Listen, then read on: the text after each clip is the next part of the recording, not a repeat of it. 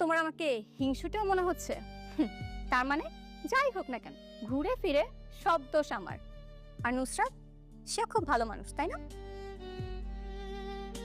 দেখো, সারাদিন অফিস করে আমি এখন তোমার সাথে তর্ক করতে পারবো না। নুসরাত মা হচ্ছে বলে তুমি যদি হিংসা করে থাকো, তুমি একটা ভুল কাজ করতেছ। এই পরিবারে একটা সন্তান আসতেছে, তোমার উচিত খুশি হওয়া। অন্যের খুশিতে হিংসা না করে অন্যের খুশিতে খুশি হতে শিখো।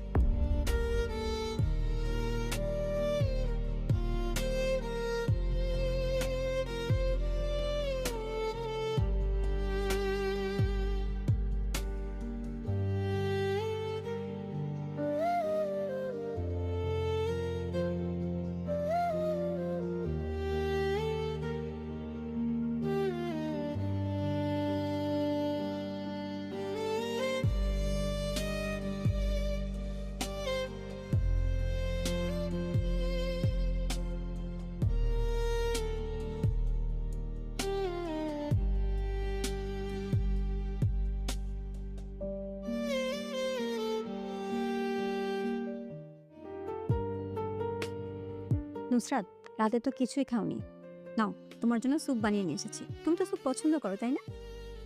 ভাবি, তুমি আবার এত রাতে কষ্ট করে স্যুপ বানাতে গেলে কেন?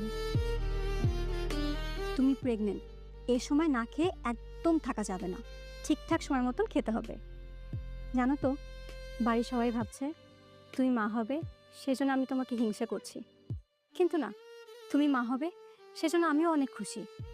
কিন্তু দেখো, তুমিও বাড়ির বউ আর আমিও বাড়ির বউ। আমার বাড়ির সব মানুষজন তোমাকে ঠিক যতটা ভালোবাসছে, আদর যত্ন করছে, ঠিক ততটাই আমাকে অবহেলা করছে। আর এটাই আমার কষ্টের কারণ, এছাড়া কিছু না। নুসরাত, কি হয়েছে? কি হয়েছে তোমার? ভাবি, ভাবি, আমার পেটে খুব ব্যথা করতেছে। কি হয়েছে ছোট মামা? কি হয়েছে তোমার? মা, আমার পেটে অনেক ব্যথা করতেছে। মা, আরে পেটে ব্যথা করবে কেন? আমি আমার জন্য স্যুপ নিয়ে আসছিল, খাওয়ার পরে পেটে খুব ব্যথা করতেছে। মা, বড় বৌমা, তুমি ছোট বৌমার সুপের সাথে কি মিশিয়েছো? মা, বিশ্বাস কর, আমি সুপে কিচ্ছু মিশাইনি। আর আমি সুপে কেন কোনো কিছু মেশাতে যাব? কারণ তুমি ছোট বৌমাকে না হিংসে করো,